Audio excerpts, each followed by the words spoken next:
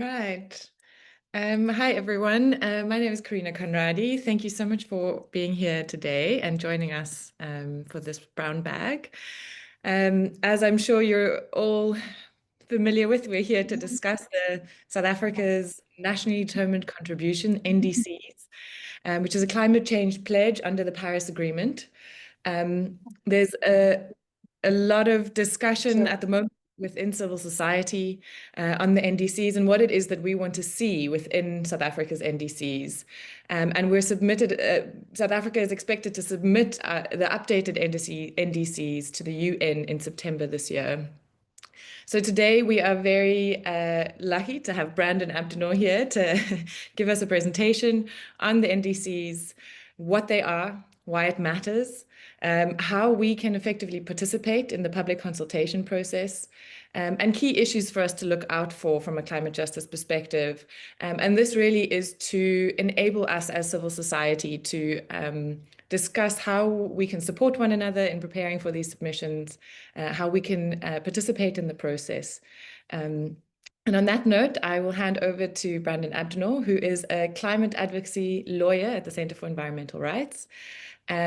Please feel free to introduce yourself in the chat. Tell us who you are, where you're from, what organization you're representing, or if you're just here representing yourself.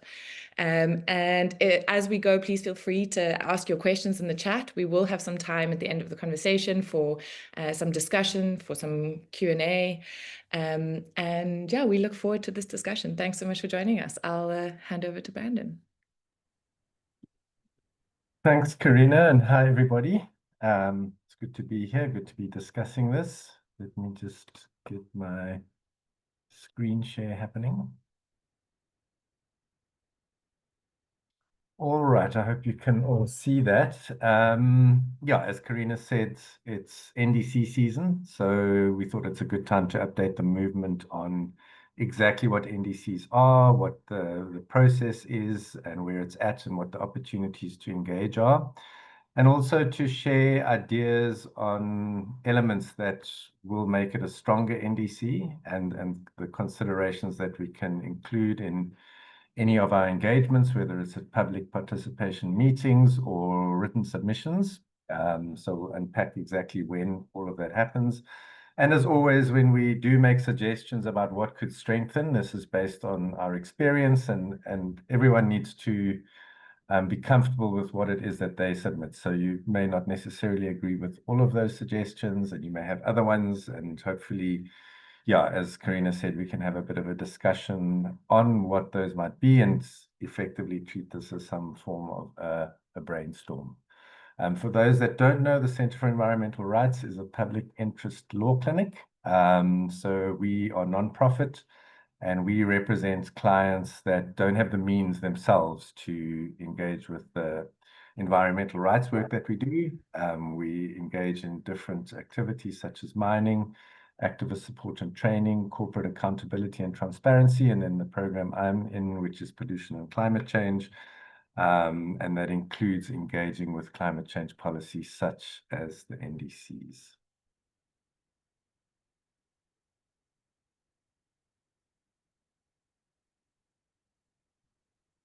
All right, so just a little bit of history and context. The NDCs come out of the Paris Agreement, which, as you probably know, is a global treaty around mitigating the impacts of climate change and ensuring that climate change gets slowed down and halted. Most of the countries in the world are signatories. And in terms of that agreement, which was concluded in 2015, South Africa, along with probably nearly all of the other signatories, submitted our first NDC. And then in 2021, because these NDCs are in 5-year cycles, we submitted an update. So it wasn't technically speaking a second NDC, but for all intents and purposes, from a content point of view, it was like a second one. And we're now in a position where we need to submit our second NDC, or the third time we're submitting. So if you do see, I've seen it written down that some people are talking about this as NDC 3.0. And so don't be confused. It is the second one, even though it's the third time we're submitting something. So just to give you an idea of the process and where it's at the moment, the responsibility for drafting and formulating the NDC sits with the executive branch of government, in this case, the Department of Forestry, Fisheries and Environment. So they will be the body that puts together a draft, releases it for public comment, and then after that public comment period, we'll finalize and send it through to Cabinet, who would approve it. And then it'll get sent to the United Nations Framework Convention on Climate Change, or UNFCCC. I'll keep trying to explain the acronyms as we go. As you know, this is an acronym-heavy space. Technically, I think all the NDCs were supposed to be at the UNFCCC, I think in March of this year, but I think 80 or 90% of all the member states have not submitted theirs yet or in the process of doing so at this point in time. We know that September is a deadline, in that if it's not there by then, it technically can't be included for various reasons, including discussions at the upcoming COP30 in Brazil in November. There is a parallel process that's been happening. The Presidential Climate Commission has also been undertaking an NDC process. So as you may know, the Presidential Climate Commission at this stage is now mandated by the Climate Change Act as an advisory body to advise the Republic and the President on our pathway in terms of decarbonization, including climate adaptation and just transition considerations. So that process at the PCC began in November 2024, when certain focused dialogues already started happening with youth, with faith-based communities, business, civil society, organized labor, and so on. And then there've been a range of them from that point in time through this first half of this year. Really quite a thorough process of public participation. And we'll see when we compare that to what the DFFE's process is going to be. It certainly allowed for a lot of a deeper exploration and harvesting of ideas and engagement. All of that led to the formulation of the PCC's draft recommendation that came out on the 4th of June, and comments on that draft were due on the 23rd of June. The next step in the PCC's process is a national colloquium, and that's open to everybody to really go through what probably the final draft looks like once all of the input has been collated and included in some cases. And that is really the opportunity where we as civil society and other role players are going to have some kind of say and potential influence in what that draft looks like. In addition, the DFFE is going to be having its public participation process. So we're expecting that the Cabinet will approve the DFFE's draft towards the end of July. And then start public participation meetings at the very end of July and running into August. We don't have definite, clear directives on what's going to happen, but we're expecting that public participation meetings will happen in probably all of the provinces. I think it's going to be quite a compressed process given the timeframes involved, and we might see a situation where we have, I don't know, in the region of 9 or perhaps slightly more meetings, probably within a few days of each other. So part of the intention of this brown bag is to equip us to engage with that when it happens, because there's not going to be a lot of time to analyze the DFFE's draft. So just to give you an idea what happened in 2021, so that was, you know, some months after the PCC was established and started functioning. The Climate Change Act wasn't in place yet, but the formation of the commission had already happened. The DFFE then came out with its draft NDC, and almost as one of its first formal processes, the Climate Commission engaged with analyzing that draft, commissioning research, and coming up with recommendations on what the final version of the NDC should look like. To do that, it held a number of stakeholder dialogues and consultations, and also commissioned research from a number of scientific think tanks. And what the process engaged was primarily just what the NDC targets were in terms of mitigation. And based on the research and the dialogue, it came back and sent back to DFFE a recommendation which included strengthened targets. So DFFE suggested for the 2025 to 2030 range that our greenhouse gas emissions should be in the range of 398 to 440 megatons of carbon dioxide equivalent. And the recommendation strengthened these to 350 and 420. So in other words, fewer greenhouse gas emissions and stronger ambition. This was then accepted by the department, and our final NDCs did reflect that. So that was an early example of success on the part of the Commission. And it was a positive indicator as to the kind of political clout that the Commission has. And it's worth just sharing that that's an ongoing process. It's just measuring that clout and making sure that a balancing act takes place. If the Commission, and these are just my personal views, came out very strongly ambitious, it would probably lose political currency if you think that strong climate action is measured against sort of decisions and strategies from the Department of Electricity and Energy, for example, which are high emission or high emitting sectors. The PCC's got to walk a fine line, because otherwise what it recommends could be discounted in the political sphere. Another example of a recommendation was around electricity planning, in which the Commission recommended ambitious decarbonization of the electricity sector. And then when we see documents or policies like the IRP coming out, maintaining quite a high carbon approach, we can see that recommendation, for example, is not being adhered to. So yeah, it's challenging, I guess, being an advisory body, because you can't dictate. There's some places in the world where the equivalent of the Climate Commission has more say. I think the UK is an example of that. But in this case, it's purely an advisory function, but it's influential, obviously. This year's process is slightly different in that, because of the compressed timeframes, we're not going to have this very neat situation where the DFFE's draft came out and then there was time for the PCC to go and do the research, come up with the stronger ambitions, and then influence that process.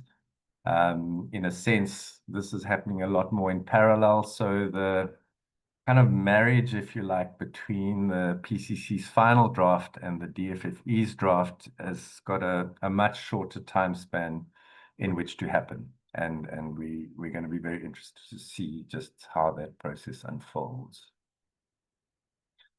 So delving a little bit into what the the NDC actually is.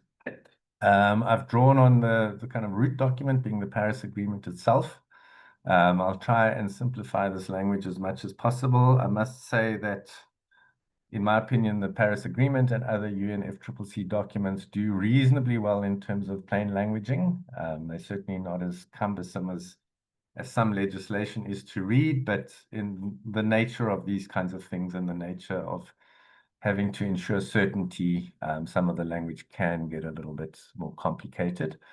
But basically, just looking at certain of the clauses from Article 4, which deals with the NDCs, it says that each party shall prepare, communicate, and maintain successive NDCs in terms of what it intends to achieve. So it's making an NDC an obligation as such. Worth just noting that adherence to the NDC is not an obligation, so no one gets into trouble for not actually achieving their NDCs, but you certainly fall out of favor if you don't submit one at all.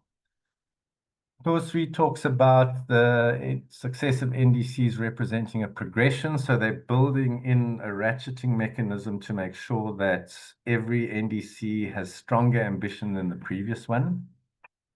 And they want parties to reflect their highest possible ambition. So they're really encouraging parties or nations to stretch themselves, put as strong targets in place as they feel they can possibly achieve.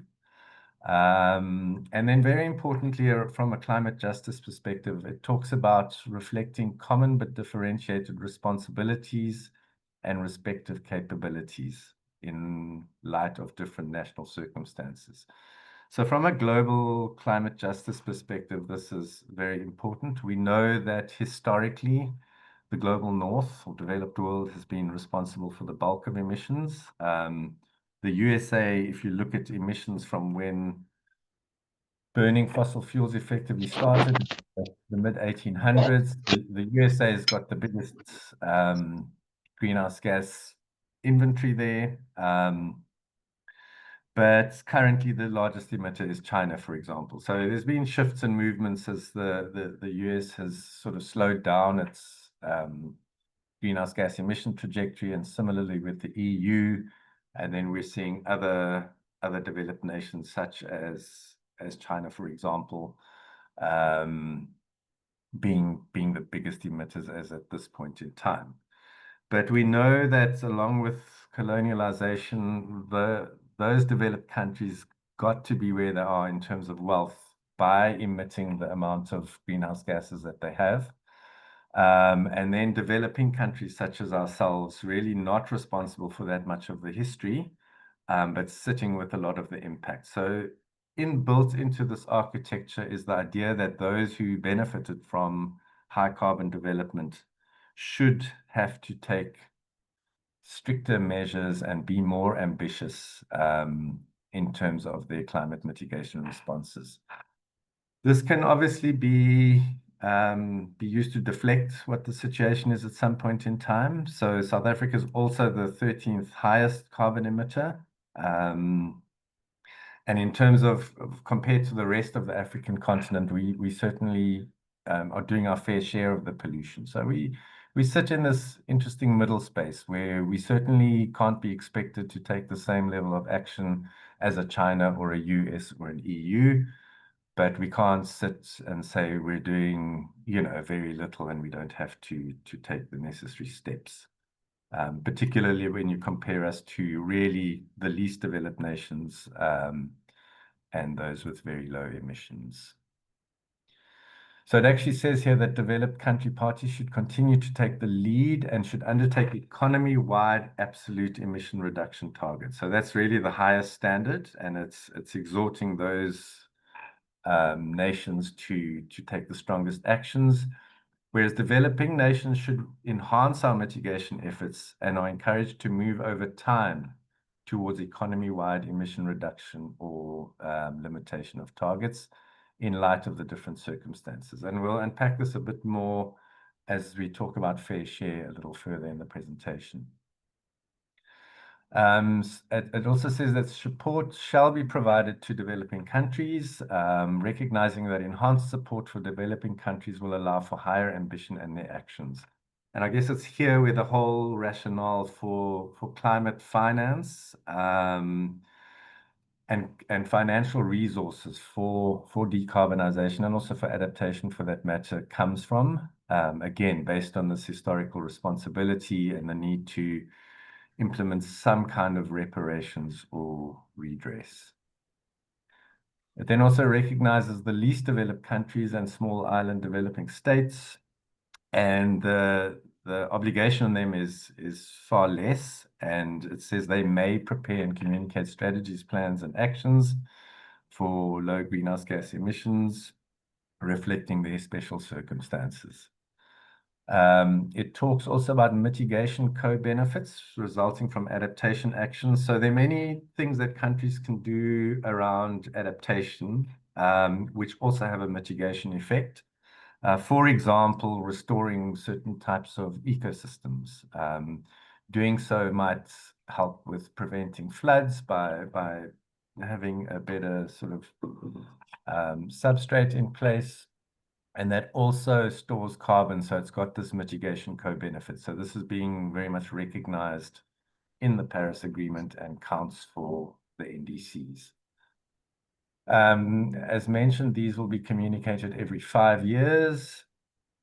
And it says that when parties account in the NDCs for their emissions or human-caused emissions and removals of greenhouse gases, they need to promote environmental integrity, transparency, accuracy, completeness, comparability, and consistency. So, and avoid double counting. So this is really intended to ensure that countries don't sort of follow quick fix solutions, such as plantations, which technically store carbon for a short period of time, but they really should not and do not actually counter the carbon emissions from burning greenhouse gases, for example. So really attempting to bring some level of integrity into the whole system and avoid cheating, greenwashing, and double counting. And then it says that parties should also take into consideration the concerns of parties with economies most affected by the impacts of response measures, particularly developing country parties. So if you think of South Africa, we've historically had a very carbon-intensive electricity system based on the fact that we burn a lot of coal to do that. And that obviously makes it quite difficult. We've got all of this sort of infrastructure sunk into a high carbon way of generating electricity. So that makes it harder for us. And when fair share calculations are done, factors like this are taken into account. So to sort of sum up, the NDC is a political decision. It's very high level. It's something that Cabinet will approve, and by its nature, it has relatively minimal detail. It doesn't have the granularity that you'd expect to see in sort of more advanced decarbonization plans or national adaptation plans. So we can't necessarily expect it to contain all of the nitty-gritty. It's more a high-level signal as to where the country wants to go and what it's going to aim for. So externally, it sets expectations and acts as a beacon. So in other words, it's what we're telling the world, and that in turn can affect things like trade agreements, exposure to carbon, border carbon taxes and that kind of thing, and also eligibility and attractiveness to climate finance, which is really important because, you know, other nations will look at what our NDC says and start making decisions around that. It's also a beacon internally. So when the likes of ourselves do the climate advocacy work that we do and push for stronger ambition at a domestic level, we can call on this NDC to be a kind of benchmark that needs to be followed. So if we do see ourselves going in a trajectory where we're going to exceed the NDC, we can raise that as an issue to challenge various decisions and policies. Even though it is a political decision, arguably it needs to align with the Constitution and the Bill of Rights. We can't have an NDC that exhibits woefully inadequate ambition and puts the country at risk of various climate impacts, both from a physical point of view and a transition or economic point of view. And we would also argue that it needs to align with the Climate Change Act, and I will come to that point a little bit later. In terms, I mentioned that the PCC has submitted or formulated a draft recommendation and then circulated that. And I'm going to spend a little bit of time talking about that. And the reason is right now, without a DFFE draft being in place, this is the closest, if you like, to a state document or intention that we have to work with. My take is that it's very thorough. There's a lot of good stuff in there, and I think it gives us a little bit of a map on the kinds of things we can think about, the kinds of things we can agree with, and the kinds of things we can push back on. So again, we've got this colloquium on the 26th of August at which we could push back and make suggestions and that kind of thing. But I do think that the depth that this recommendation goes into is quite appropriate from the Commission. The Commission consists of reps from business, labor, civil society, and government. And I think that based on the kind of just transition work that the Commission does, it allows for the Commission to have formulated quite an in-depth or quite in-depth considerations around these justice elements. And we'll go through them and you'll see what I mean.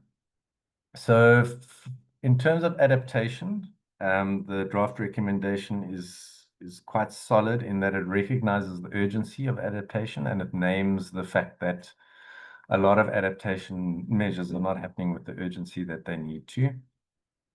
It also recognizes impacts of climate change events on GDP and losses there, infrastructure damage, disruption to the food system and disruption to health, tourism, and trade in general.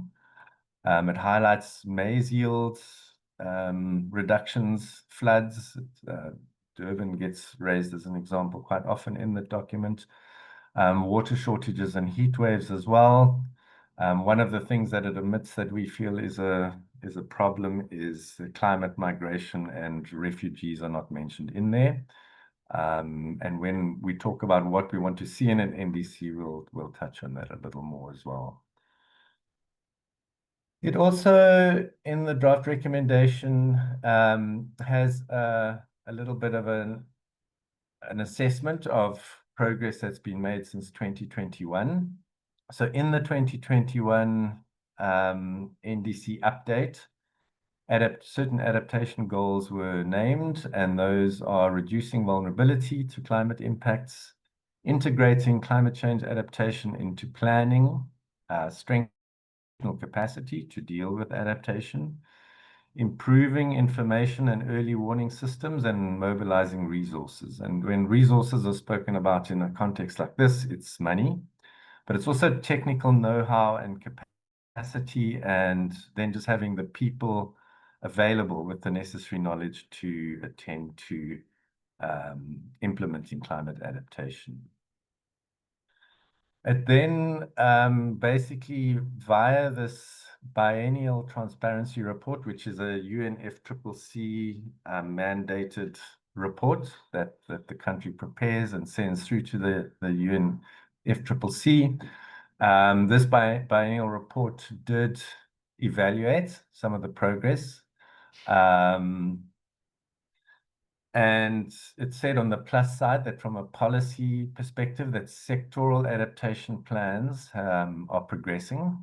We know that some of the sectors are in fact undertaking these, such as agriculture, for example, which started in 2015, and others, but there probably are sectors that are not as advanced with their sectoral adaptation plans as they should be. Those of you familiar with the Climate Change Act will know that this is mandated in the Act, that each sector will come up with a plan. But that section of the Climate Change Act is not yet operationalized, which is problematic and has actually been identified in this recommendation as well. But certainly there are a number of organs of state that have been proactive and are engaging with these things. The biennial report also mentions or recognizes that vulnerability assessment updating has been happening. So again, from the Climate Change Act, municipalities, provinces, and line ministries and sectors need to do climate impact vulnerability assessments. So in terms of this report, that is already happening to a degree. And integrating climate risks into development frameworks. Now, we also know that some of these things are not happening, and we do need to recognize that in a sense, this report is the government assessing itself. So there's certainly room to criticize these assessments or to go into more depth with them and really come up with alternative assessments, and especially those working in depth in the adaptation space and that understand the landscape and what different stakeholders are doing would be in a position to do that. It also highlights that early warning systems have been expanded and that the Climate Change Act at that point in time, it might have still been a bill, was coming into being, and that resulted in certain institutional strengthening. It does, however, also highlight a number of challenges in the adaptation space. One of the big ones being finance shortfalls. So it names that out of $817 million invested in climate response, only $7 million of that was around adaptation. And this is a perennial problem that we see around the world, and really one of the places where we need to shift the needle. Again, my own view is that investment in mitigation sees return on investments as traditionally defined. You know, if we're changing electricity systems from coal to renewables, for example, there are businesses and sectors that are going to make money out of that. The return on investment framework doesn't work out so well around adaptation as traditionally framed. So putting in measures that protect communities, infrastructure, etc., isn't necessarily seen as something that's going to give a return. And this is something we really need to shift the mindset on, because if we think of the losses and the damages down the road, if we don't adapt and we do our accounting through that lens, it changes this return on investment quite substantially. It also recognizes that there's been limited social inclusion and highlights Indigenous knowledge and gender-responsive approaches not being embedded in adaptation policy and frameworks, and also highlights that there's no national framework to quantify or address loss and damage. We know that that work is taking place, probably relatively slowly. And certainly the next biennial transparency report is probably going to have a lot more good news in terms of what's been happening. But again, we need to be vigilant about where the gaps are and where the lack of political will or the lack of resources is hampering adaptation that's effective and urgent. So back to the draft itself, it recognizes certain priority systems for resilience, which I think is very important. And the key ones are, or many of the key ones are there. So water security, obviously being the water scarce country that we are, this is probably the main thing to engage with as quickly as possible. Then spatial planning, built environment and transport. So just taking an example like the Durban floods, the very nature and structure of the built environment there, and the fact that we have informal settlements on riverbanks and steep slopes are among the things that are leading to the kind of most immediate loss of life and damage. So certainly is a priority system. Agriculture and food security, similarly, we know that, I mean, it's probably similar in most parts of the world, but South Africa, we are vulnerable in terms of our maize crops, for example. The kinds of maize that we grow are not going to be able to be grown as things warm up and as things dry out, because that is South Africa's sort of primary set of risks is increased drought. And that obviously leads into food security, which is an already vulnerable system, from agriculture all the way through to what things cost on the supermarket shelves. So to be looking at this holistically is critically important from an adaptation point of view. It also recognizes human health and social protection, so starting to bring just transition elements in there to a degree, as well as energy resilience and access, and then what it calls integrated nature-based solutions. So nature-based solution can be anything from sort of regenerating grasslands to store more carbon, to strengthening mangrove forests to be able to deal with storm surges and that kind of thing. Many of us in the space sometimes treat this term of nature-based solutions with a little bit of suspicion because it often gets used to greenwash. Again, planting a plantation of pine trees where there should be grassland is not actually a sustainable solution. And tied in with the whole sort of carbon offsetting system and carbon markets and carbon credits and that kind of thing is definitely open to a lot of abuse. So when we look at nature-based solutions, we must be critical about what is actually being presented to us. At the same time, we should not throw out the baby with bathwater, because a lot of these nature-based solutions are an essential aspect of both adaptation and mitigation. This is a really good part of the PCC's draft recommendation. It talks about transformative and justice-based adaptation, and it actually says that the three justices in the just transition framework, procedural, distributive, and restorative justice, can be realized by implementing these suggested measures in the adaptation section of the NDC. So they're quite general, but I think point us in good direction. So prioritizing adaptation investments, equipping vulnerable groups with women, youth, persons with disabilities being specifically mentioned, but obviously we can dive a lot more deeply into what vulnerable groups encompasses and who it encompasses. Using adaptation finance strategically to support job creation and economic opportunities in the green economy. So here we're starting to see the recognition that decarbonization and adaptation and climate resilience are not just scientific endeavors that have to do with what's happening with the weather, but quite fundamentally, the entire system needs to be revised and rejigged. And we can use this climate change response journey as an opportunity to bring a lot more socioeconomic justice into the system. With the poverty, inequality, and unemployment that we have, any measures that do not address those are not really going to be a starter. So it's nice to see that depth and that diversity in this draft recommendation. And then it talks about institutionalizing bottom-up participation. So community consultation in the design of local adaptation plans.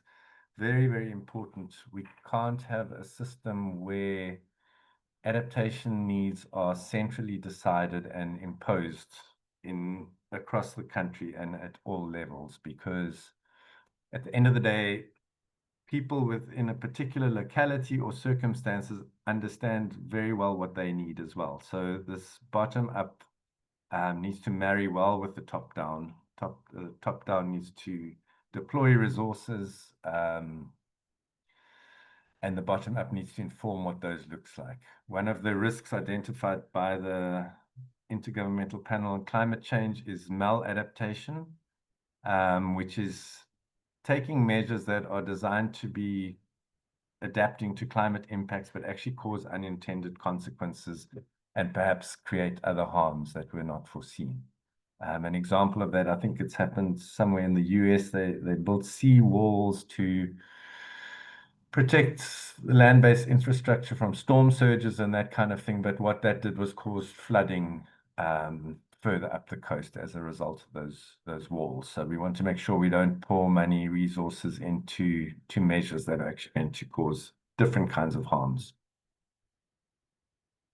Continuing on the transformative and justice-based adaptation, the draft recommendation talks about supporting participatory platforms and social dialogue mechanisms, allowing communities to define their own adaptation priorities.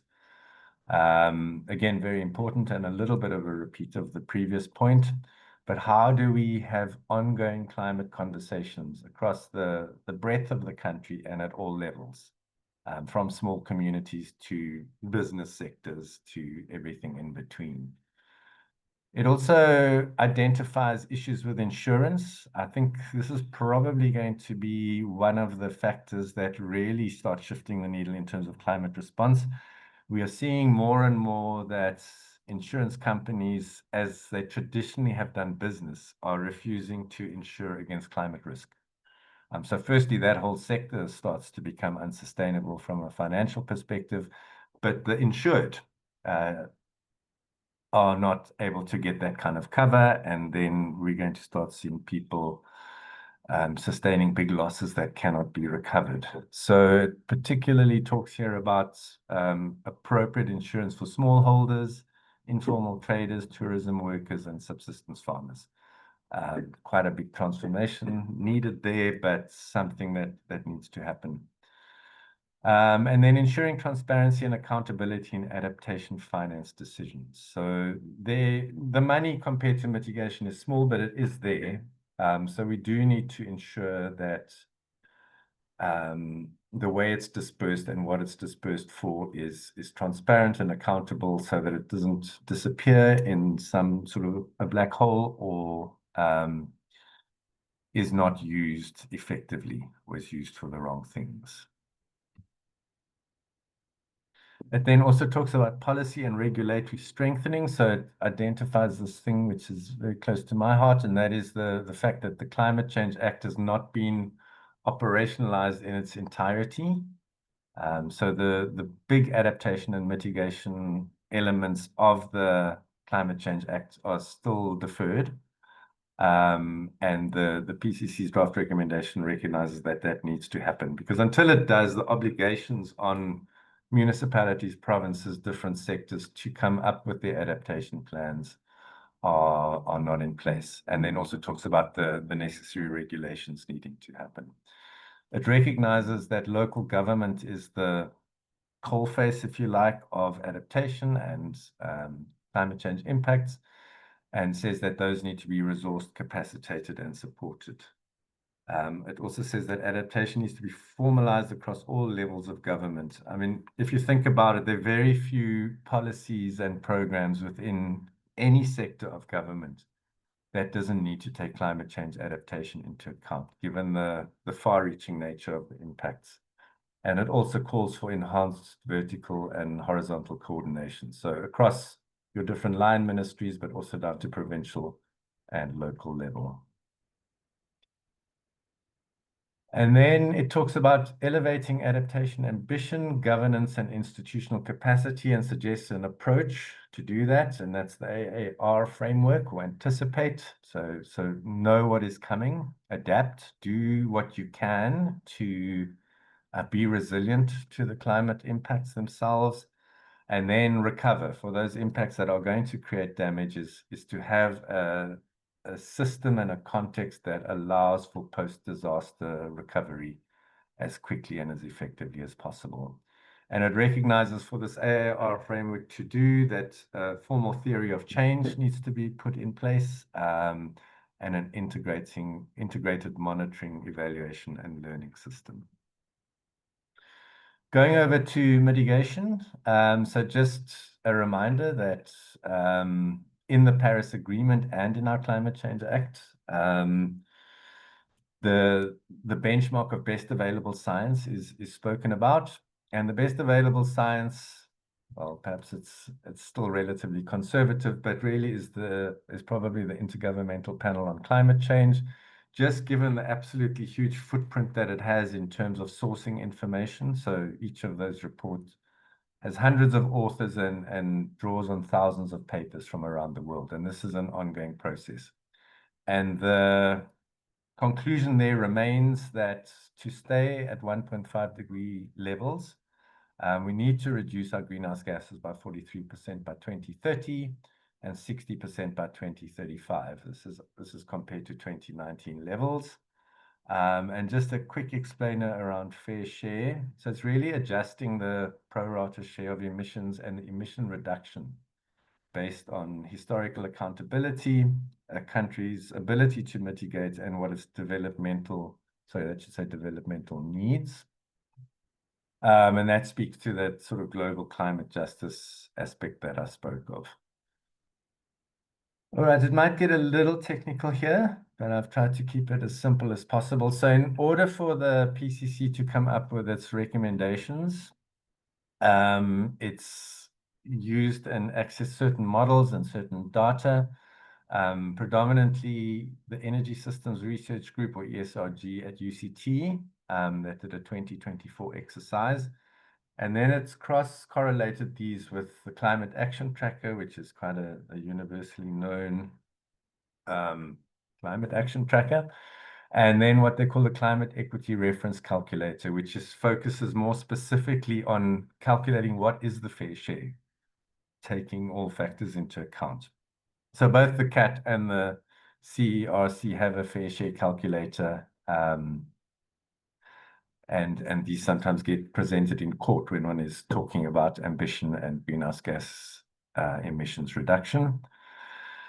So the ESRG fair share model figured out that on a fair share basis, we've potentially as a country got between 6 and 9 gigatons of carbon dioxide equivalent that we can emit between 2021 and 2050. It's quite a tight target, that one.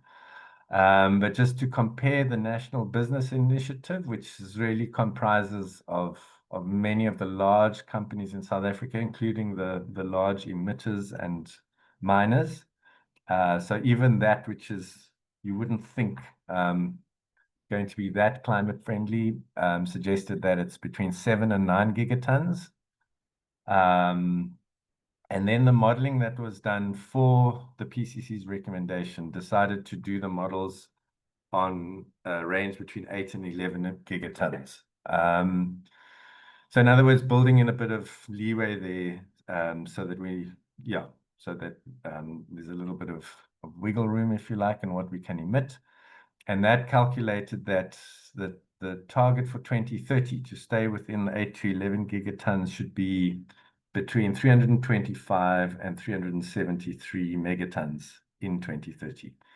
The Climate Action Tracker on similar criteria comes up with 320 megatons, and the Climate Equity Reference Calculator between 309 and 329. So you can see these very different and independent from each other modelers really come up with very similar figures. And what the PCC's recommendation says is there's not really a justification for, well, there's not a justification for weakening the current 2030 targets, and perhaps reducing them should be considered. And we can come a little bit later as to what we think of that. And then in terms of 2035, which is now really the new section of the NDC in terms of mitigation, UCT's ESRG said that in 2035, the range should be 248 to 329. The NBI spoke about 310, and CAT speaks about 291, and the CERC of a range between 306 and 320. So again, quite a lot of correlation in there between these different bodies. So the PCC's draft recommendation actually goes and says they endorse the ESRG's approach of 248 to 329. So at this point in time, the PCC's draft recommendation, that is the range that is being suggested. Just some additional background there. The ESRGs found that no net economic benefit, there is no benefit to exceeding a 10 gigaton. So this is the 2021 to 2050. There's no economic benefit to exceeding 10 gigaton budget, because the costs of the impacts, if we don't do that, negatively affect the GDP. So we might be feeling like we're saving ourselves a bit of sort of economic space by reducing more slowly, but that's going to give rise to impacts which are costly in themselves. And then also recognizes this principle that if you defer your climate action to later, it becomes harder to do and more costly. So it's there's the approach of trying to be unambitious, feels like it's saving you money now, but it's going to cost you a lot more down the line. And I guess this is one of the problems with the way that the whole business sector and government are constructed, is that they're in place for a number of years and they want good results for the time that they're in power. But really kicking the can down the road for those that come after us. Another think tank, Cambridge Econometrics, said that more ambition has a positive effect on the economy, no matter what the world does. So there's a sweet spot here. I mean, if we were to decarbonize too quickly, and from a life and justice point of view, there's no such thing as too quickly in a sense. But if we do it too quickly, it's going to cause a lot of hardship in many places. And if we do it too slowly, it's going to cause a lot of hardship. So there's a sweet spot, and this 10 gigaton budget looks like that's what it is. So yeah, just to sum up, our current NDC up to 2025 is a range of 398 to 510. And for 2025 to 2030, it's 350 to 420. And what the PCC is recommending now is 248 to 329. It's worth just mentioning here. So when I say the PCC recommends, it's based on the work that's done by the Secretariat in conjunction with what they call the Net Zero Working Group. It's not the position that has been endorsed by the Commission. That's going to probably happen at that colloquium. So even within the PCC, and if one sort of feels that the ambition is quite strong in this PCC recommendation, the actual political negotiating is still going to happen. And it's not impossible that the PCC comes up with a different number. We know from the dialogues that have happened so far that the business representatives are already saying we're trying to be too ambitious. We're trying to be too quick. So that is kind of polarity that you can expect in that space. So it remains to be seen what the PCC's final recommendation is once all the commissioners, I mean, we don't vote there per se, but yeah, well, generally we haven't voted so far anyway. One gets a kind of a compromise view from everyone that's present. And then we've got a fairly good idea that the DFFE's draft is going to be substantially less ambitious. Again, perhaps not surprising. So we're going to have this sort of horse trading happening within the PCC, and then a kind of, I suppose, horse trading as well between the PCC's draft, whatever it, or recommendation, whatever it is, and what the DFFE comes up with. So there's not a lot of time to engage in influence on either of those two streams, but it's important because, you know, if we as civil society and others push for more ambition, that's going to balance off against those that are pushing for weaker ambition. The PCC's draft on mitigation also goes into various sectoral considerations, which is quite welcome. So it speaks about electricity supply and says that what it's seen from the draft RP 2024, the expanded scenarios of renewable energy and battery ought to be followed because there's a lot of decarbonization upside in that. And that the gas and coal utilization rates in that draft RP need to be analyzed further. We would strongly agree with that. We're not getting the kind of depth of information we need from the draft RP at this point in time to be able to analyze just how climate friendly it is, apart from other things. It highlights transport and references a draft just transport transition plan and suggests that a formal commitment to this plan would also help with decarbonization. And on an industry level, it says that there are decarbonization benefits to be realized from efficiencies and changing processes, but that much of the industrial sector is probably only going to see big decarbonization gains after 2035. Yeah, we know that steelmaking and other activities, for example, are difficult to reduce greenhouse gas emissions, which is perhaps why sectors like that need to be given a bit more breathing room, and sectors like electricity, where even though it's not simple or cheap, the means to do it are well known, the technology exists, and the economics do support it. And then the final section in the PCC's draft around means of implementation. So this means financial, technological, and capacity building support needed. So it's the full range of what tools do we have to undertake these mitigation and adaptation measures.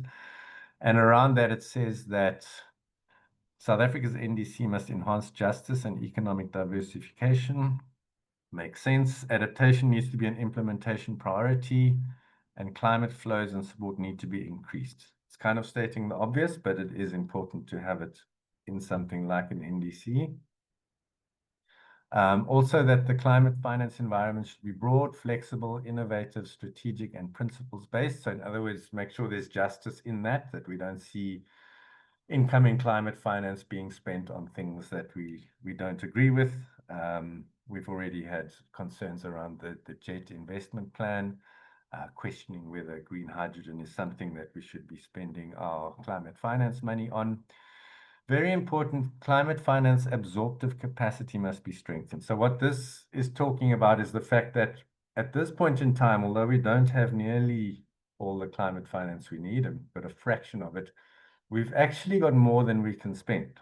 And that is because there are challenges with getting what they're calling bankable projects happening on the ground. So there are many of us that know what needs to be done, but the gap between that knowledge on the ground and the criteria and requirements to channel that finance into projects is problematic. So that is actually an area where climate justice can be improved, is to start to create an ecosystem where these projects can be bankable and be able to attract that kind of funding. Local government needs to be empowered and supported, as we know and has been covered already, and then monitoring, evaluation, and accountability must be improved. Again, we don't want that money going to where it shouldn't be. So that was the PCC's draft. This was not a plug for that, but again, just it's a draft that does cover many of the aspects properly. I think it does center social and climate justice quite well. It's not to say that it could not be improved, but it really is a good place to work from. So when we are making our comments on the DFFE's draft, whether it's within Life After Coal or different role players, it is a suggestion to use that PCC's draft recommendation as a base or as an inspiration. And the stuff in there that you agree with, you can emphasize and demand, if you like. And then what you don't agree with, you can reject or ask for the final NDC to be addressing more strongly. My guess is the DFFE's draft is not going to have the depth around the climate and social justice element that the PCC's one does. So we hope that that process between DFFE and the PCC's recommendation goes smoothly and that the DFFE adopts all the good stuff that's in the PCC's. But that may or may not happen. And I think the importance is for us when we're engaging with the DFFEs in public participation is to push for the adoption of those. Section 7 of the Climate Change Act, which is operational, says that all organs of state that must harmonize their laws, decisions, programs, policies with the objects and the principles of the Climate Change Act. So the way I read that is this NDC, even though it's a political decision, needs to align with those principles and objects in the Act, which include one, that a risk-averse and cautious approach needs to be taken, and that these decisions, policies, programs need to be informed by evolving science. So I think that's a guardrail to make sure we don't have an NDC that's, you know, ridiculously unambitious or disregards many important things. So in addition to what's in the PCCs, what we're suggesting you could think about around adaptation is NDC should include climate migration and refugees. We're going to see the movement of tens of millions of people over the next 30, 40 years, if not sooner, as a result of climate change. And this really needs to be addressed. That happens within countries and across borders.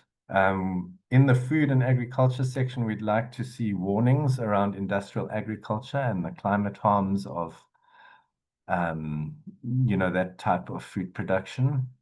We'd like to see an expanded reference to air pollution impacts in the health section. We know that the causes of the health impacts through toxic air pollution and the causes of climate change come from the same sources in many ways, even though they're two different kinds of harm. So that's a co-benefit. Good climate response will mean cleaner air. Stronger reference to land and ecosystem restoration and mining rehabilitation. Apart from that being critically important work that needs to be done from all sorts of perspectives, it creates jobs. So that is a way of thinking about the just transition side of it. We'd like to see stronger linkages to biodiversity and perhaps just some guardrails around this issue of nature-based solutions, that we don't want these false solutions coming in under that guise. On the mitigation side, we're suggesting that perhaps they should reduce. So the PCC's recommendation talks about not reducing the targets to 2030. We're suggesting that perhaps they should be. And should we be asking for an even stronger 2035 target? So I put a question mark there because on the one hand, it eventually gets to a point where asking for certain levels of ambition become just not credible anymore. We know we can't turn off the coal plants overnight, for example. But putting pressure on for even stronger ambition might balance out, for example, the business community or those in the business community that are wanting sort of less ambitious targets. And maybe by asking for stronger targets, we can end up in a reasonably happy place in the middle. And just as a side note, when I say the business community, I'm well aware that many large segments of the business community are in fact very favorable of strong climate response, including mitigation. I'm thinking more about those emitters who are kind of a little bit stuck on business as usual. I think we need to be very strong in voicing opposition to weakening what's in the PCC's recommendation at the very least. And then stronger criticism on the IRP 2024. So it's questioning some of those elements, but yeah, we know that there's much in the draft IRP that we're not happy with. On means of implementation, emphasizing the need for strong ambition to remain eligible for climate finance, push for more grants and concessional loans. We know that a lot of what is called climate finance is just commercial lending to a degree, so that really needs to get a lot more friendly, otherwise we just stay in a debt trap. So much money has been promised by the global north around adaptation. I mean, there was supposed to be $100 billion a year from 2021. There's supposed to be money for a loss and damage fund, and very little of that money comes through. So there's a danger that we wait for this money from the global north and that never comes. So we do need to think about what can we do with our existing resources while we wait, or in case it doesn't come through. And we'd like to see that highlighted in the NDC. This thing of lack of absorptive capacity or not having projects on the ground to absorb this finance, we need to see a commitment that that is going to be unpacked and that remedial action can be put in place so that we can have more projects on the ground. Increased carbon taxes and levies. I mean, we see in some states in the US, they talk about super fund levies where emitters and polluters are effectively taxed or levied for a loss and damage fund. And especially in the fossil fuel sector, we know that's where a lot of the money does sit. So let's start channeling that money from where it is to where it needs to be. And a stronger addressing of externalized costs, including social cost of carbon. If we think of what the impacts are from the greenhouse gas emissions, that the true cost of that is not coming into the equation, and we need to keep pushing that needle to start a more full cost accounting. Right, that is me. Yeah, really looking forward to questions and discussions. Thanks so much, Brandon. It is a big chunk of information, but I think you've done an amazing job of helping to break it down so that we can engage. So thank you so much for that presentation. And thanks everyone for introducing yourselves in the chat and for the discussion there. Could I ask anyone with questions or comments to either put up your hand or unmute so that we can see? In fact, I think, Nati, are you unmuting to ask a question?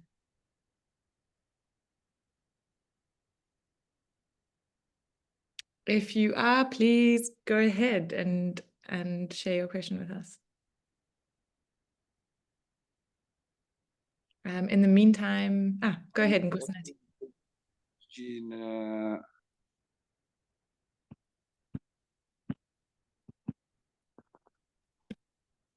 Nkosinathi, we can hear you. Do you want to go ahead? No, I'm not asking a question. I've just joined. I was mistakenly kicked out of the meeting, so hence my mic was open. So no problem. Thanks for joining back in. All right. So any questions or comments, please feel free to raise your hand or unmute. Yes. Razan. Sorry, can I ask a question? I was trying to find the hand thing, but I just couldn't find it right now. So just a question I want to ask, I guess for everybody, but in listening in, and especially in this last bit about the, I forget the term, the projects that are not fundable on the ground.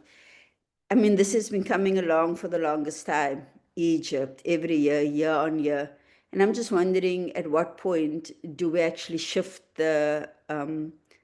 from saying, having all of these, I almost want to say excuses, to say, to look at, so if it wasn't fundable then, what have we done since then? And also what needs to be different? Because how do we move the needle if we're having the same conversations year on year? Every year we approach COP, every year, every forum we attend, whether it's in South Africa or outside, we're hearing the same conversations. So how do we, something needs to shift, right, for us to kind of break this hold. And I'm just wondering what that needs to be. Thank you.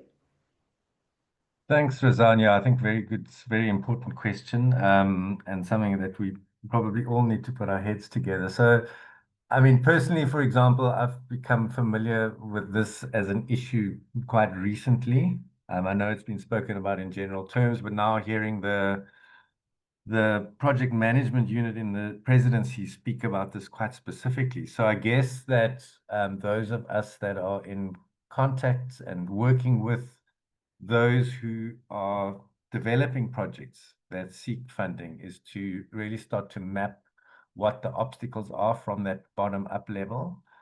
And then I guess get an understanding of where are the top down, where's the gatekeeping, or where's the over kind of bureaucratization or unattainable standards, which are preventing that money from being channeled. So I suppose like an in-depth understanding, and then if we spot that there's a lack of political will or some other reason why projects are not getting funded, is to tackle that. But I think a deep dive into the obstacles from top and bottom is probably a good starting point. Thanks, Brendan. Next, we have Mongezi and then Robin.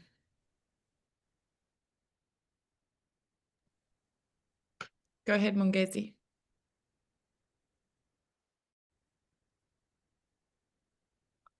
Hello. Hi, we can hear you. Go ahead. Okay. Thank you for the opportunity. Hello, everybody. My name is Mongezi Wando, and I represent the Minerals Processing and Beneficiation Industries Association of Southern Africa. Yeah, we welcome this discussion on South Africa's nationally determined contribution under the Paris Agreement.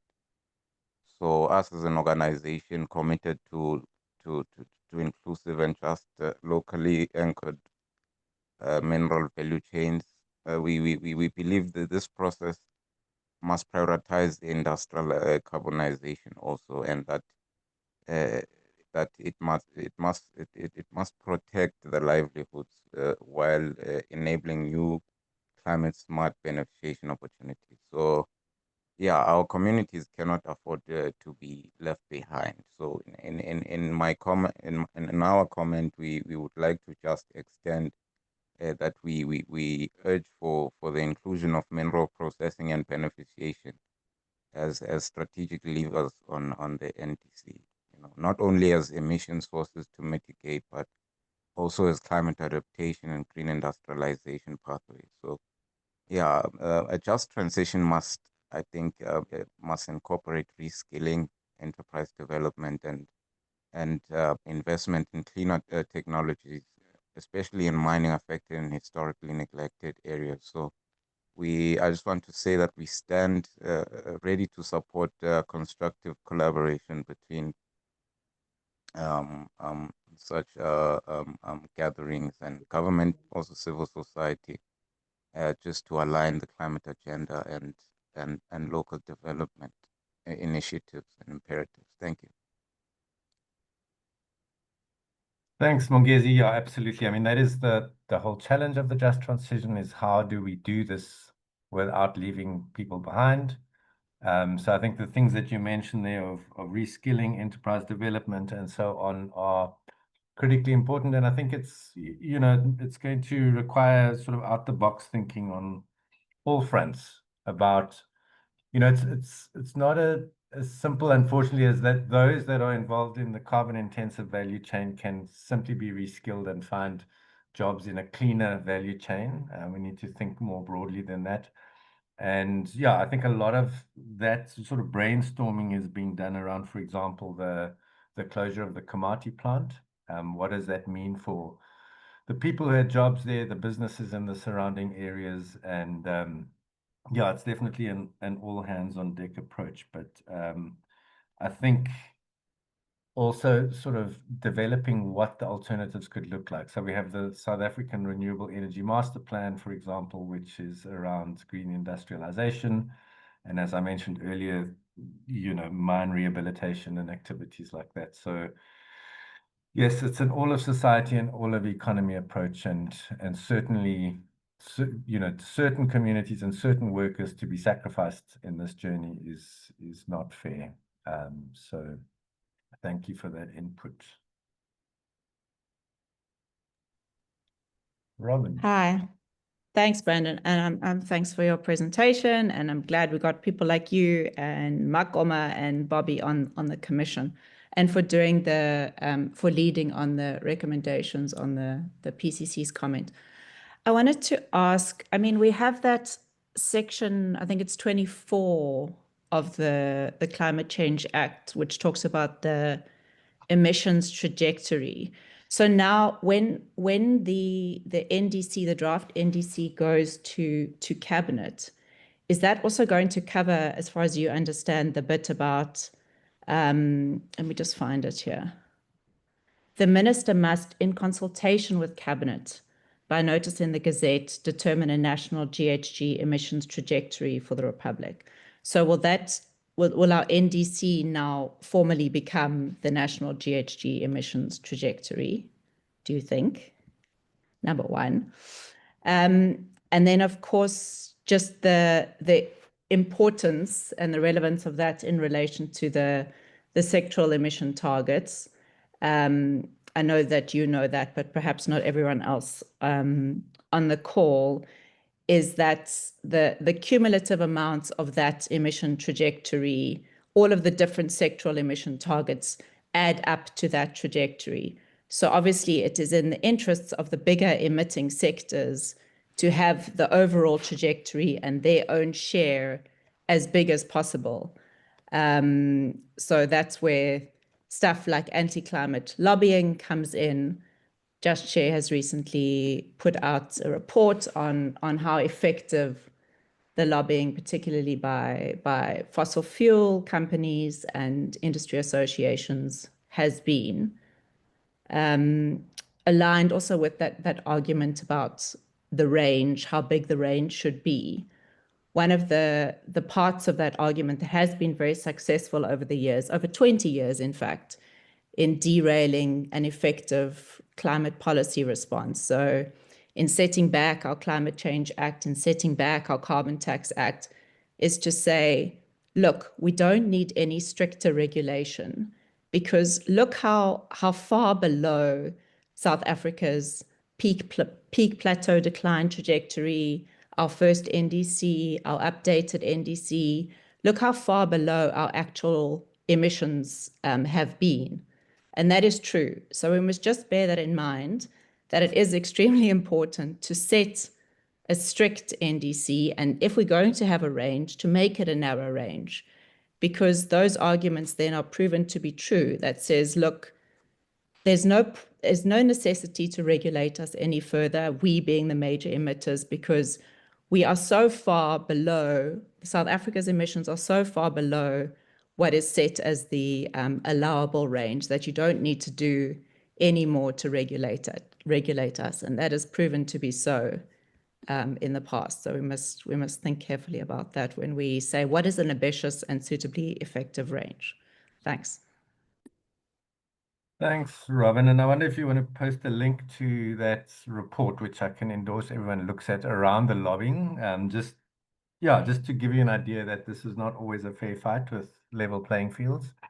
Large emitters obviously have a big challenge with reducing emissions, but at some point in time, it's also about maintaining profits at the expense of many others. So that there's no justice in that. At this stage in time, I'm guessing the next NDC will become the greenhouse gas emissions trajectory. And what the Act goes on to say is until such time as the minister publishes a trajectory, the NDC, the latest NDC, will serve as it. So that makes me wonder, is there going to be a process at some point in time where an emissions trajectory gets established that's not the NDC? That would be really interesting. I suspect it's probably going to be the NDC in practice. I think a lot of there's not enough recognition on the fact that the sectoral emission target process is the real horse trading. This is where electricity is going to want more of a space than it should have at the expense of other things. It's a very much a political process. I think if there's anything we need a national dialogue on, it's something like that. The draft sectoral emission targets were published. I think it was end of last year, or was it the end of the year before? And that's probably going to revive at some point in time, and that's where we need to look at things like the social value of carbon. What is it that's worth using up carbon space for, and what is not actually necessary for the collective good. And then this thing about the argument that we're so far below the peak plateau and the decline. I mean, that's just quite a sort of unsurprising deflection tactic. What's going to happen, because these targets keep getting stricter and stricter. Next year, as we know, 5 years has gone by and 10 years has gone by, and suddenly our business as usual is now way above what things need to be. And then the decarbonization becomes really painful, which is why this sort of consistent pressure to keep getting tighter on reducing emissions is essential. Andile? Thank you very much, Brandon. Greetings, everybody. Thank you for the amazing presentation. I have a comment, and I'm hoping you can also chip in on the comment, just to get your take on it. So I feel the recommendations are amazing as they are, and I hope the DFFE, endorses them, and we can make a couple of changes, but I feel these ones, they are on point based on the polycrisis we face as a country, the continuous floods in Durban as a case in point in other places. So I think these ones are reflective of our nation and our problems, as per, if we were to go to definition of national, from a national perspective. But now my concern is, you mentioned something earlier on to say the NDCs, they are set, again, I'm not quoting you, but you're speaking about trade agreements to say they'll have the NDCs so that they can improve relations with other countries. So my problem is, I don't know if you've heard about this new gold rush of the Polar Silk Road, where the melting ice caps in the Arctic is creating opportunities for the big emitters. Now they are seeing opportunities with climate change because it's creating shipping routes for them now. So it's an opportunity for them. And then if we are setting NDCs for those countries in the north, while they in the north, they're saying, well, we like this climate change because it's benefiting us, it's creating opportunities.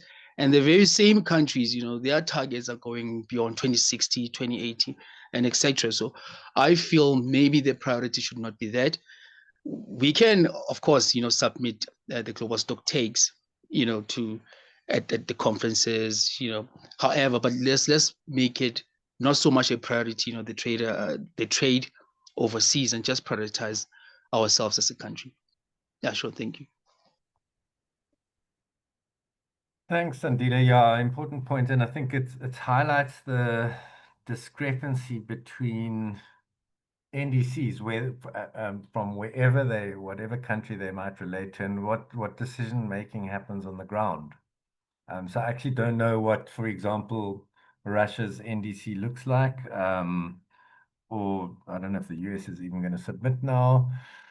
But whatever they are, they're probably, I mean, they're all inadequate, all the NDCs, but most of them on paper will probably be signifying a degree of ambition. Some of them, as you say, are deferring their net zero dates a lot later. But however sort of unacceptable or weak they are, what's happening on the ground is completely different. So, I mean, yeah, to be happy about the polar ice caps melting so that you can ship and drill in those waters is kind of insane. And as an example, in South Africa here, I mean, we've got our ambitions, whatever they are, and then we've got a provincial government approving the Musina Makata Special Economic Zone, which could use up to 16% of our carbon budget. So that discrepancy between decision making and actions and ambitions on the one hand is something that needs to be addressed probably in every country. So yeah, and whatever we do as activists in this country is being done by activists in other countries as well. So that continual push just to move away from a kind of blind charging headlong into a much warmer world is the struggle of the climate justice movement, and then making sure no one gets left behind while that happens. Thanks, Brandon. We have one last question in the chat, I think if we still have 2 minutes, from Danny Midgley. Danny, would you like to ask the question? Yes, sure thing. Thanks. Sorry, Brandon, you did cover this, but could you just recap once again about, like 5 years ago, there was so much talk about peak plateau, and that seems to no longer be the case, or have we peaked already? Could you just remind me again on that trajectory? And I'm also, the other thing I was mentioning in my chat there was, I think was Article 7 of the Paris Agreement. Basically, the whole global goal just says enhance adaptive capacity, strengthen resilience, and reduce vulnerability, which is so nebulous compared to how mitigation can be measured in tons and like extreme numbers. So I'm wondering, does that give us a lot of room to design our own adaptation commitments?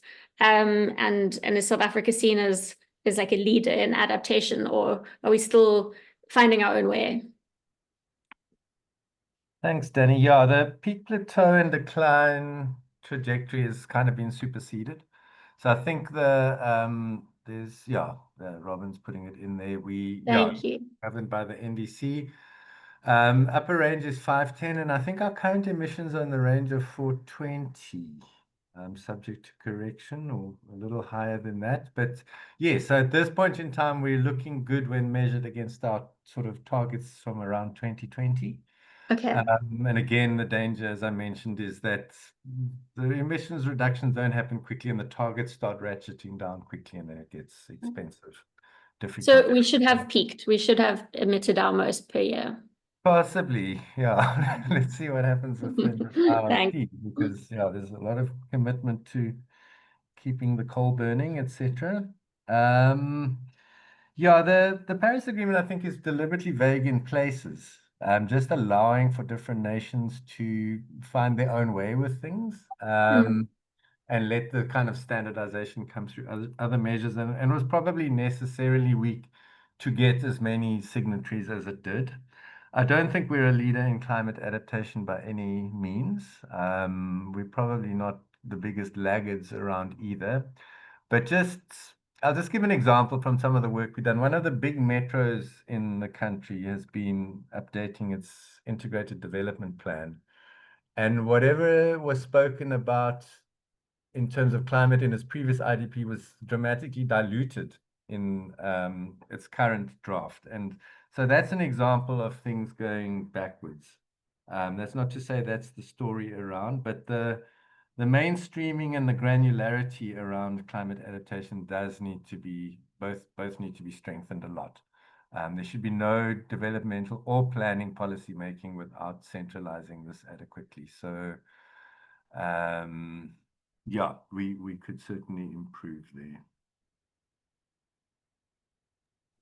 Fantastic. Thanks so much, Brandon. Would you like to say any kind of closing last comments on the NDCs? Thanks. Sure. Just to say, this is a piece of the climate advocacy fight that happens in all sorts of angles. It's well worth getting stuck into the bits of public participation that are coming up. And remember, if you are participating, is to tell your story in your terms. You might be in a place that is water scarce. And you know that if we don't have strong climate ambition and climate action, it's going to get worse. So telling those kind of personal stories to the decision makers has a lot of weight. So there'll be input from very scientific levels to very on the ground experiences and everything in between. So don't hold back. And then this kind of focus we bring onto this, we need to bring onto national adaptation plans when those start happening more formally. So yeah, just keep pushing because we're fighting a system that doesn't want to change in places. And again, I'm speaking about those who want to maintain profits at the expense of everyone else. Thanks. Thanks so much, Brandon. Oh, I see one last quick hand. Clement, do you want to be very quick?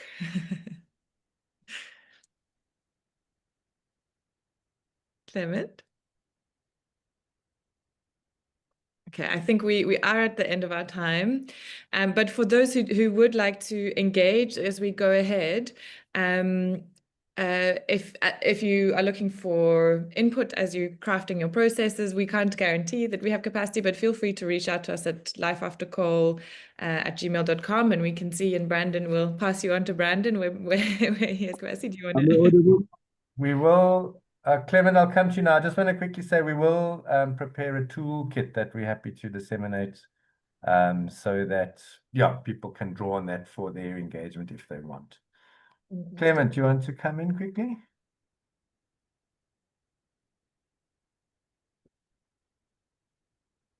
Just while we wait for Clement, for those who do have to jump off now that we've reached 2:00, thank you so much for joining us. We know it's been an intense information session, but we really appreciate your participation.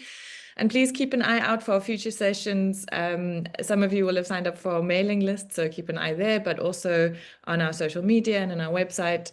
And yeah, be in touch and share your work with us. We'd love to hear about what everyone's doing. And if you do have time, we'll continue the discussion for another 5 minutes, and we will upload the recording of the session to YouTube as well. So if you'd like to revisit any of the discussion, you can do so.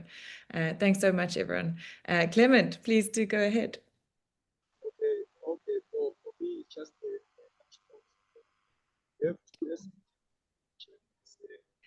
Clement, we're struggling to hear you. Could you move closer to the phone? Oh, can you hear me now? Yeah. Oh, okay. Okay, me, I was saying just a comment for us, just an eye-opener. We have to look for the key justice issues to monitor the NTC. First of all, we have to check the gender equality. We have to check the intergenerational equity. We have to check the civil society inclusion.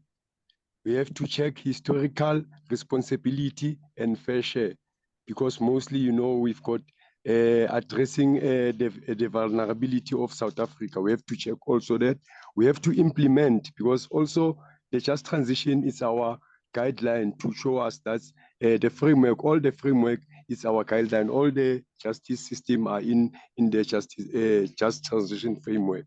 Also, we have to check the climate finance mechanism.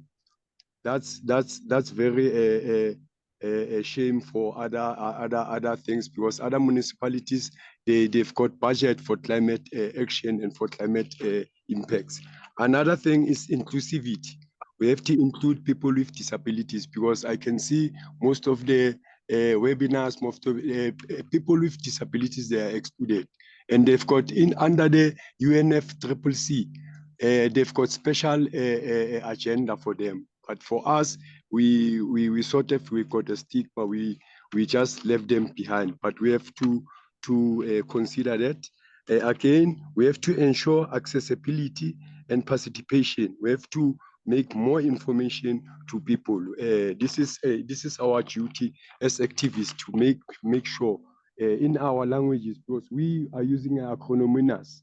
We're using the terms, NDC, other people, what is NDC? But for us, it's another term, we have to simplify this thing according our environment where we live. If you need Zulu, we have to translate our language to make it easy for people to understand, because we can't go back and teach people at the same time we are on this pandemic. On the last thing, I just said, as activists, we have to always remember the grassroots experiences and the grassroots impacts. They know it. They don't need a paper. They don't need to show what they get. Clement, sorry, we're losing your audio. Could you come back closer again? Oh, okay. I say we have to look the community-based approach. We have to always look the community-based approach, because most of the capacity building have to empower women, girls, and people with disabilities and youth. Because most of us, all of us as activists, we have been on this transition. It's a new thing for us, but we have to come with new ideas to share for the coming generation. For us, we have to pave the way for them. We have to come with the Climate Change Act and the NDC that are just for all of us. Because if you can check the Climate Change Act and the climate and the NDC are the interconnected pieces of legislation. We have to use legislation to address climate change. We don't have to be apologetic. People, if they have to pay, polluters must pay, we don't have to look profit before people. We have to look renewable energy solution that will prove the future generation. Thank you, comrades. I just wanted to say like that. This is straight and forward. Even on the Paris agreement, they say it. We don't have to go back, but now it's time for action. Thank you, comrades. Nyabonga. Thanks, Nyabonga, Clement. Yeah, agree strongly with all of that. And a lot of what you say is touched on in the PCC's draft recommendations. So a suggestion is where you agree with those and the way it's been put is to make sure that that is carried across, because I think part of the struggle is going to be to make sure the good stuff in the PCC's recommendation carries over to DFFE. So raising these points and adding to them will be constructive. Great. Fantastic. Thanks so much, Brandon. Thanks, Clement. I think a fantastic note to end on. It's a call to action for all of us and a lot of things to keep in mind as we move ahead. Thank you so much, everyone, for joining us, and have a wonderful Friday and weekend. See you soon. Thanks, everyone. Feel free to switch your camera on as you wave goodbye so we can see each other in the room. Thanks, guys. Sorry I came in late. Thanks, Richard.